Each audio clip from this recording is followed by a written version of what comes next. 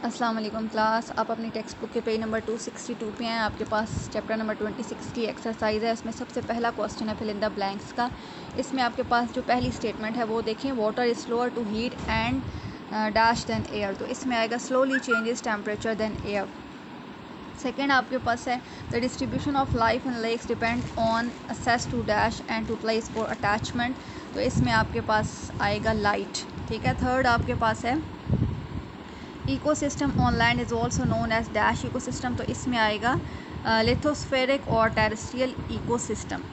Fourth आपके पास है ecosystem and water is also known as dash ecosystem. तो इसमें आएगा हाइड्रोस्फेरिक और एक्वेटिक इकोसिस्टम। आपके पास सेकेंड क्वेश्चन है encircle the correct answer from the multiple choices. तो इसमें आपके पास फर्स्ट स्टेटमेंट है द सॉइल और terrestrial ecosystem have some adaptations for animals and plants. तो इसमें आपके पास ऑप्शन नंबर ए जो है ये करेक्ट ऑप्शन है। उसके बाद आपके पास सेकंड स्टेटमेंट है most plants fit only into a few ecosystem, which type of plants seem to fit into ecosystem of grassland. तो इसमें आपके पास option number C correct option है, पेरेनियल हर्ब्स। ठीक है। थर्ड आपके पास स्टेटमेंट है in which type of ecosystem is the smallest fraction of the nutrients present into the soil. तो इसमें आपके पास option number B correct option है, जिसमें टुंड्रा आएगा। ठीक है। आपके पास फोर्थ स्टेटमेंट है what biome has the richest soil with nutrients and can be converted into agriculture. तो इसमें आपके पास ऑप्शन नंबर ए जो है ये करेक्ट ऑप्शन है। अब नेक्स्ट आपके पास फिफ्थ स्टेटमेंट है which of the biome has been increase in area by human activities. तो इसमें आपके पास option number C correct option है, जिसमें डेजर्ट आएगा। ठीक है। उसके बाद आप आ जाएं क्वेश्चन नंबर 3 पे, जो कि शॉर्ट क्वेश्चंस का है। इसमें सबसे पहला आपके पास क्वेश्चन है defined productivity of an ecosystem. तो इसमें आपको मैंने ये मेंशन किया हुआ है प्रोडक्टिविटी क्या होती है, refers to the rate of general productivity refers to the rate of generation of biomass in an ecosystem. It is usually expressed in terms of mass per unit volume per unit time, for example gram per meter square per day। ठीक है। इसका क्या मतलब है कि productivity क्या होती है कि किसी ख़ास वक्त में कितना बायोमास प्रोड्यूस हो रहा है। आप फॉर एग्ज़ाम्पल ईयर के हिसाब से ले लें कि एक साल में कितना प्लांट्स ने कितना बायोमास प्रोड्यूस किया है, मतलब कितने उनसे प्लांट्स प्रोड्यूस हुए हैं, उनका कितना फ्रूट प्रोड्यूस हुआ है, कितनी उनसे नेक्स्ट कितनी जनरेशन प्रोड्यूस हुई है। तो इसको आप क्या कहते हैं, बायोमास।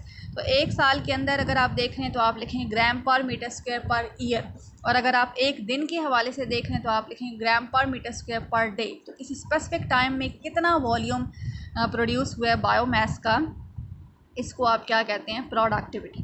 उसके बाद आप आ जाए नेक्स्ट आपके पास है second question list for adaptation in plants and animals for terrestrial ecosystem. आपने अडाप्टेशंस बतानी है।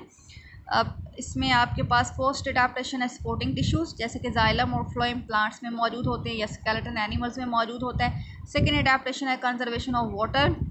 थर्ड अडाप्टेशन है टेम्परेचर रेगुलेशन। और फोर्थ अडाप्टेशन है मोड ऑफ रेस्पायरेशन।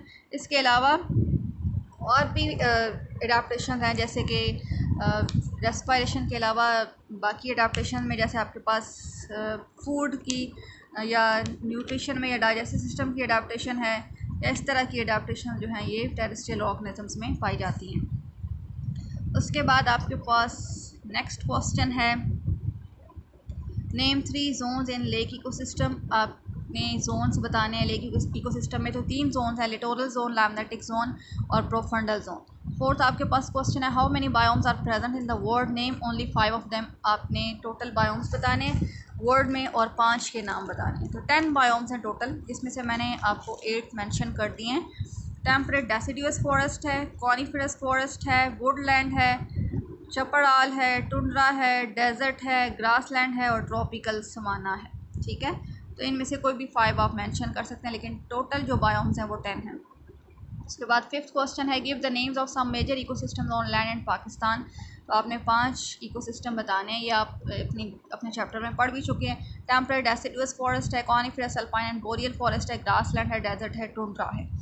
उसके बाद आपके पास फोर्थ क्वेश्चन है एक्सटेंसिव क्वेश्चन, जिसमें आपके पास फर्स्ट है what are the 4 major requirements for life which 2 are limiting in the terrestrial ecosystem. आपने 4 रिक्वायरमेंट्स बतानी है कि लैंड पे या लाइफ को चलाने के लिए कितनी रिक्वायरमेंट्स हैं।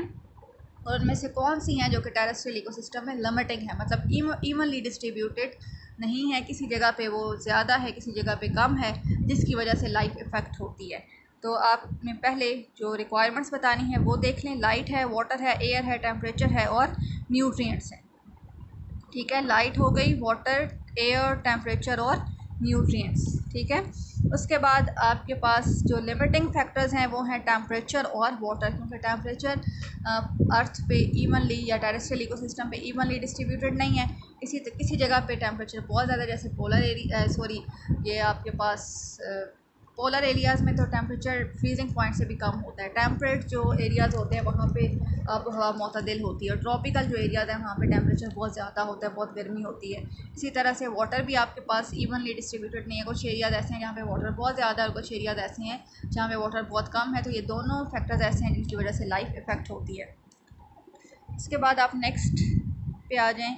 आपके पास नेक्स्ट क्वेश्चन है, list some adaptations of desert plants and desert animals to heat and drought. आपने अडेप्टेशन बतानी है कि जो प्लांट्स डेजर्ट में मौजूद हैं उनमें कौन सी अडेप्टेशंस पाई जाती हैं, और जो एनिमल्स डेजर्ट में मौजूद हैं उनमें कौन सी अडेप्टेशंस पाई जाती हैं। तो प्लांट्स में अडेप्टेशन में देखें, फर्स्ट आपके पास अडेप्टेशन है, वैक्सी लेयर होती है इनकी या वैक्सी कोटिंग होती है ताकि एवापोरेशन कम से कम हो। उसके बाद वाटर जो है इनका थिक स्टेम्स में स्टोर हो जाता है, जैसे कि कैक्टाई या बाकी सेक्युलेंट्स जो डेजर्ट में मौजूद हैं, ये इनके जो स्टेम है इसमें ये एबिलिटी होती है कि वाटर को स्टोर कर सकते हैं, और जब बहुत ज़्यादा ड्रॉट की कंडीशन होती है या पानी बिल्कुल नहीं होता तो ये वाटर को जो इन्होंने स्टेम में स्टोर किया होता है उसको यूज़ कर सकते हैं। अब एनिमल्स जो हैं वो डेजर्ट में किस तरह के पाए जाते हैं, नॉकटर्नल एनिमल्स होते हैं जो कि रात के वक्त बाहर निकलते हैं ताकि दिन में सूरज और उसकी जो गर्मी है या हरारत है उससे मतलब उससे बच सकें, और अंडरग्राउंड बरोज़ में दिन के वक्त वो रहते हैं,